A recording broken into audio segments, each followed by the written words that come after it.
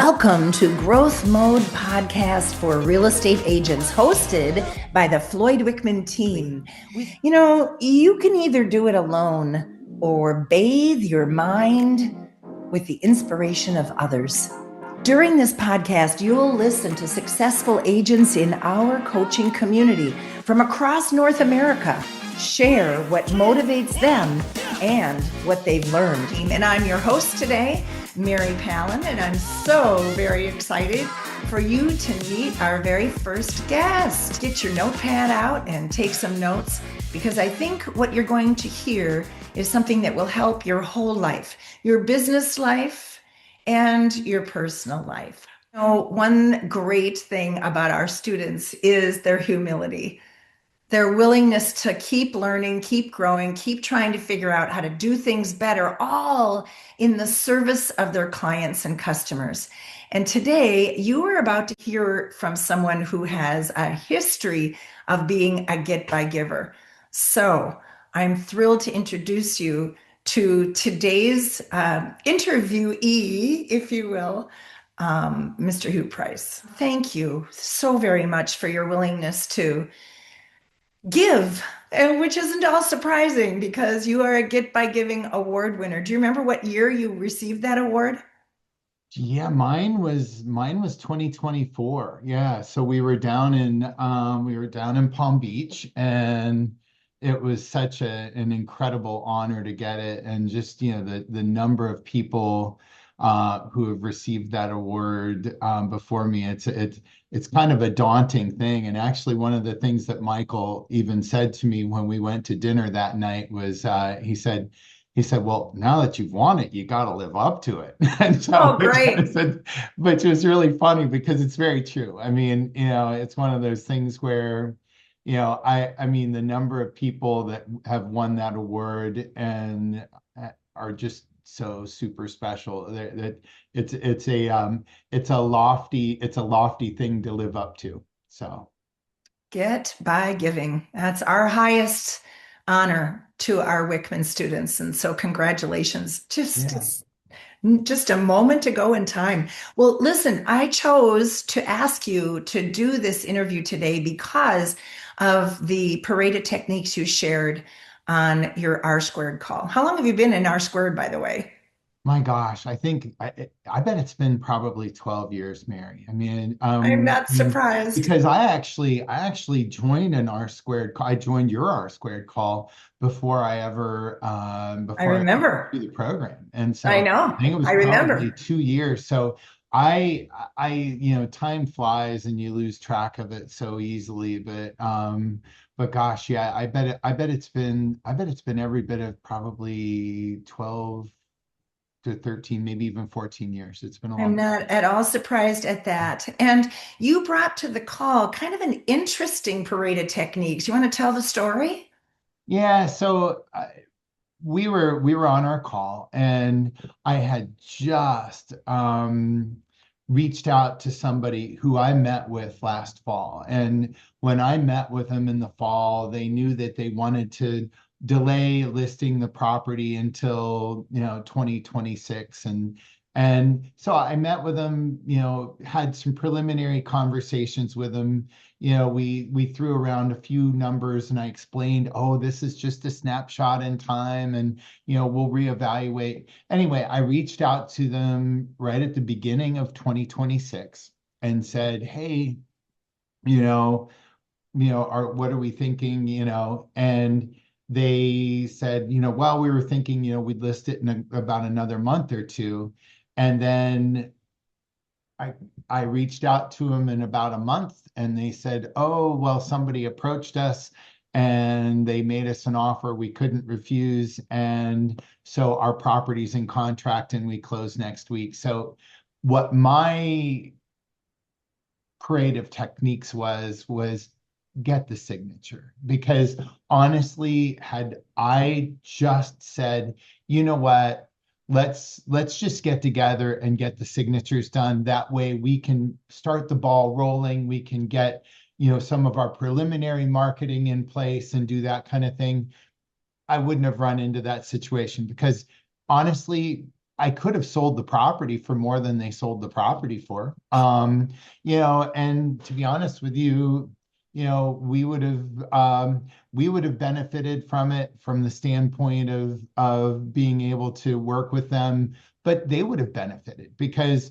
that property, which was actually a really great property, it never saw the light of day on the market. And, so without the ability to test the market and be out there, you know, I could have and should have done a better job for my clients on that one. And getting the signatures up front would have put us in that position where we really could have helped them more.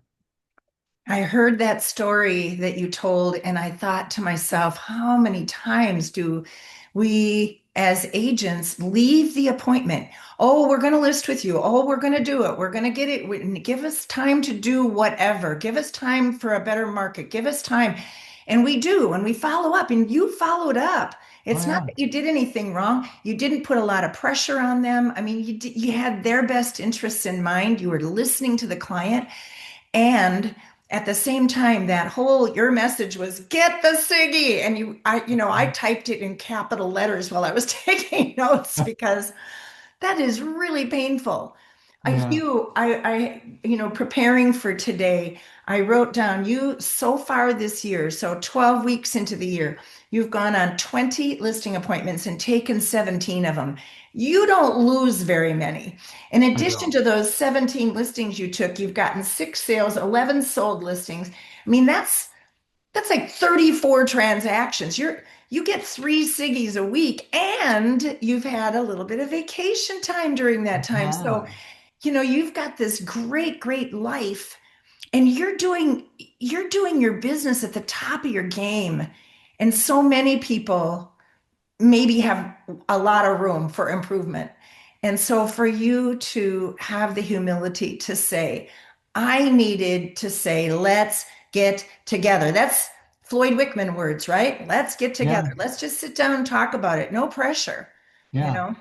Yeah, no question. Well, yeah, well, I appreciate it. And honestly, one of those things that you did for me years and years and years ago was gave me the ability to have perspective on, my personal life as well as my work life. And when I came into R squared, we did a really good amount of business. Yes, And you did. and but nonetheless, when my kids were in college and high school and competing, I got the benefit of having that perspective and making sure that I was there at those events. And matter of fact, just got back from Utah where Nancy and our daughter Natalie and her significant other and we actually went to 6 national parks, so 5 of them in Utah and one of them in Colorado, and just had a wonderful, wonderful time doing a lot of cool stuff, and seeing things that were really fun.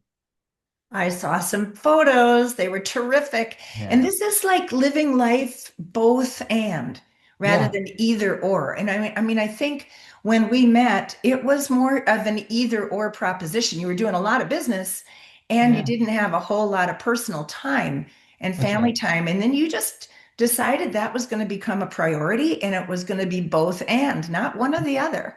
Yeah, So I yeah. commend you on that. Another thing I wrote down when you shared your parade of techniques during our squared call was start, work, do. Explain that. So start work too. I don't know if I actually remember that part. I do. I wrote it I'm down. I not thought it was gonna- pretty profound. that was just some of the random BS that flows out of my mouth, maybe. I don't know. But Edit, edit. sorry, but the start, the work, the do. I mean, we when we go about what we do, I mean, we plan it, and then we spend our time, during defined hours, really working hard, and then we're able to do a lot of fun things, and we've been really, really blessed, and I count my blessings that over the last 15 years that we've really been kind of a dominating force in our immediate market in terms of what we do. But I think a lot of that just comes with the planning, and then just knowing that we're going to be accountable, and we're going to be in our workspace when we're in our workspace, and we're going to be having fun when we're having fun too.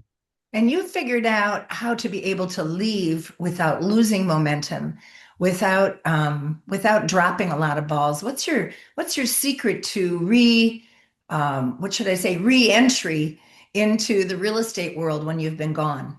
Um, we're pretty fortunate in the fact that over the years we've built a really, really special team. I mean, and having the team there is, if I'm not here and somebody needs something and they need it quickly, honestly, if it's Christian or if it's Brett or if it's Pam or Garrett or whoever, we have people who are here to manage that, or Nancy. I mean, hopefully most of the time Nancy's with me Nancy's with wherever I you. am, but there are times where Christian and I might be someplace and Nancy's, in charge and doing things. But when we step back in, I even when I'm gone, even when I was gone last week, I would allot a small segment of time during the course of the day to let people know. And I have zero problem letting people know that I'm out of town.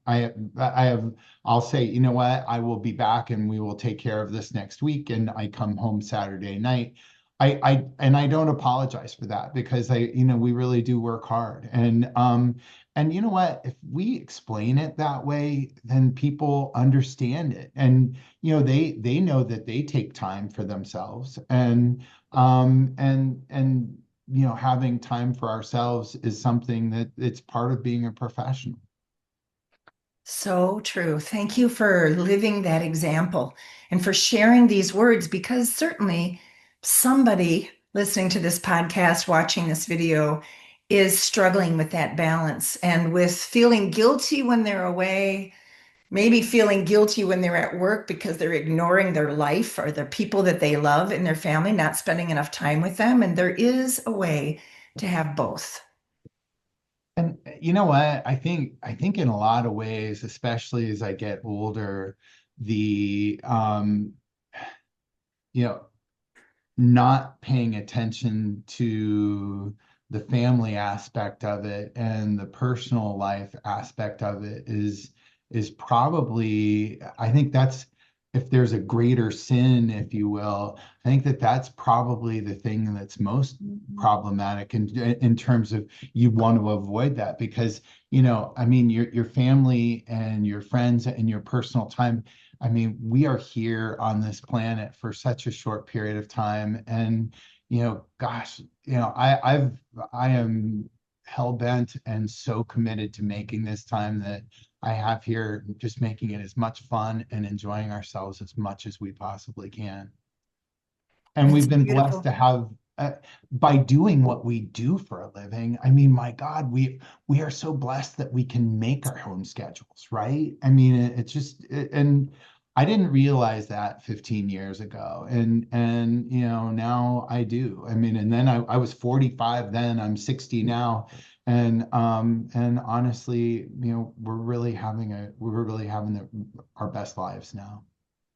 I like that you don't apologize, that that's not necessary to apologize. I like that the clients they're not upset that they can't reach you because you've told them in advance. They know where you are. They know when you're coming back. They know they're in good hands. And you've really built a great team around you to make sure that that happens.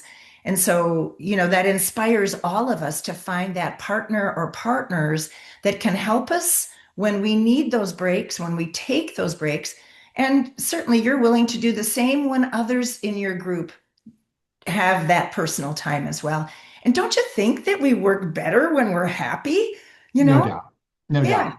I'm so much more productive when I've had some great personal time, and and I'm not resentful. I'm not resentful of the time that I'm spending working, because I know that I've just been so blessed to go do some really incredible, wonderful things. I love it. Get the Siggy.